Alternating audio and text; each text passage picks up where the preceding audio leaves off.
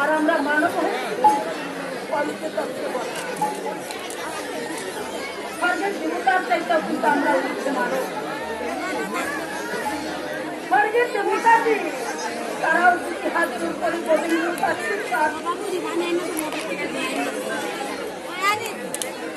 দুটি হাত জোর করে গোবিন্দর কাছে কাঁদে। কেন? পঞ্চাত্তার অধিকারী যারা না, তারা কোনোদিনও গোবিন্দের চরণ পূজা করতে পারে না।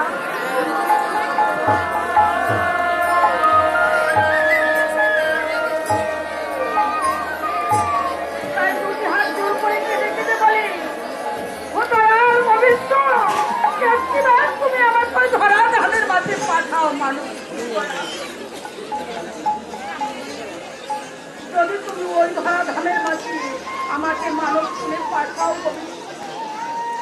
ওই ধরা ধানের মাঝে কি আমি তোমার ধান পুজো করব।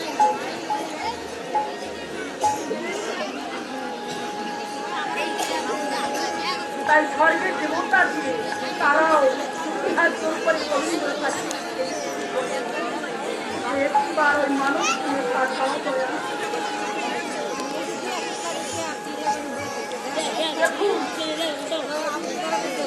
আমরা গোবিন্দর কাছে সবাই প্রতিশ্রুতি বাঁচি। মাসের সময় একবার গোবিন্দর সাথে দেখা হয়েছিল আমাদের। গোবিন্দকে বলে এসেছিলাম, ও গোবিন্দ, একবার যদি ধরাধামের মাঝে পাঠাও। ওই ধরাধামের মাঝে তুমি কি করবো জানো? ওই ধরাধামের মাঝে কি আমি সদা তোমার নাম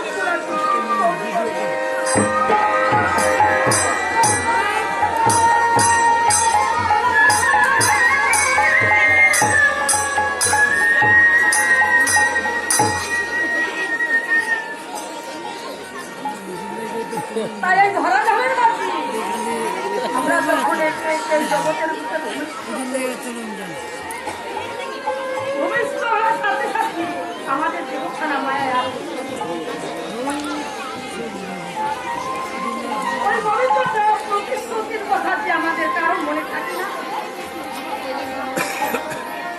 আমরা গোবিন্দকে ভুলে যাই, ভুলে গিয়ে আমার করে বলি আমরা নিত্যখানে ফেলে রেখে অনেক নাচানাচি করতে।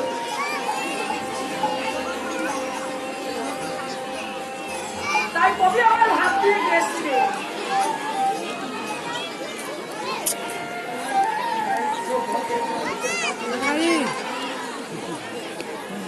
তাহলে